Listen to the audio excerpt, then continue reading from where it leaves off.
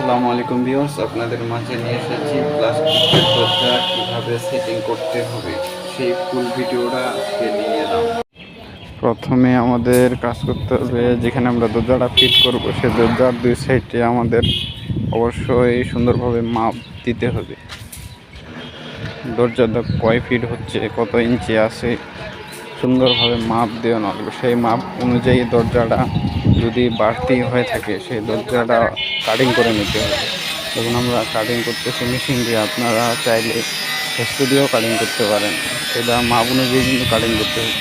সেখানে যদি কম বেশি হয় তাহলে কিন্তু আবার সমস্যা হয়ে যাবে। সেটা আবার উপর নিচ দেখে অবশ্যই কাটিং নেবেন। যতটা প্রয়োজন ঠিক ততটাই কাটবেন।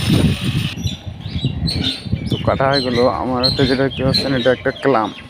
এই ক্লাম দিয়ে দরজাটা একটু জাম করে নেবেন, নিচে উপরে জাম করে নিয়ে সোজা করে রাখি, তারপরে ক্লামটা সেট করবেন।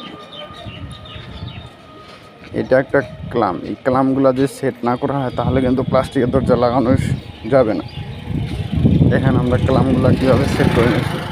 ক্লামগুলো সেট হয়ে গেছে। এখন আমরা এমনি নকাল জলি যেগুলো ব্যবহার করি কাটা, এটা হচ্ছে আমরা স্টিল কাটা ব্যবহার করি 1.5 থেকে 2 ইঞ্চি। আপনারাও 1.5 থেকে 2 ইঞ্চি স্টিল কাটাগুলো ব্যবহার করবেন, তাহলে দরজাটা ফিটিং করতে পারবেন। তো দেখুন দরজাটা আমাদের ফিটিং হয়ে গেছে। কেমন হয়ে গেছে অবশ্যই জানাবেন। আপনারা সবাই চাইলে করতে পারবেন।